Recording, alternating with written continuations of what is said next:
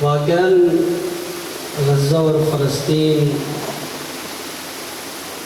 آج کے زمانے اور آج کے عصر میں بسنے والے تمام انسانوں کے لیے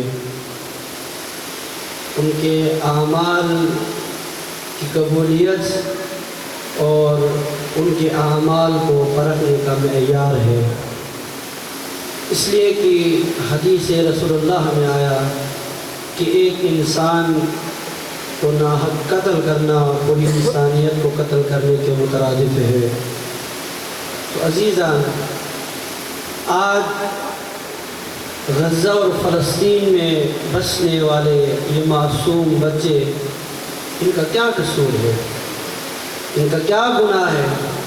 آیا ان کا یہی گناہ ہے کہ وہ اپنی زمین، اپنی سرزمین چھوڑ کے جانا نہیں چاہتے؟ آیا ان بچوں کا یہی قصور ہے کہ وہ اپنا گھر چھوڑ کر نہیں جانا چاہتے؟ آیا ان بچوں کا یہ قصور ہے کہ وہ بیت المقدس جو قبلہ اول ہے، جو خدا کا گھر ہے، اس خدا کے گھر کو چھوڑ کر جانا نہیں چاہتے؟ کیا ان کا یہی قصور ہے؟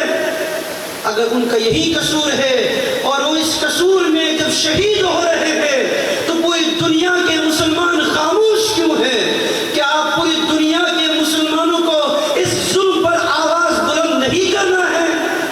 عزیزان، یقیناً کرنا ہے، لیکن آج پوری دنیا بھر کے مسلمانوں کی خاموشی ان مسلمانوں کی مردہ ضمیر ہونے کی دلیل ہے کہ ان کی ضمیریں مردہ ہو چکی ہے۔ آج ان کی مدد کی ضرورت ہے، آج انسانیت کو بچانے کی ضرورت ہے۔ اور یہ بچے اپنے کلام کے ذریعے آپ مومنین کی ضمیر کو جھنجھوڑنا چاہتے تھے، اس غزہ اور فلسطین کے مظلوم بچوں کی آواز بن کر۔ اور آج پوری دنیا کے مسلمانوں کی ہر اس انسان کی ذمہ داری ہے جس کے اندر انسانیت موجود ہو۔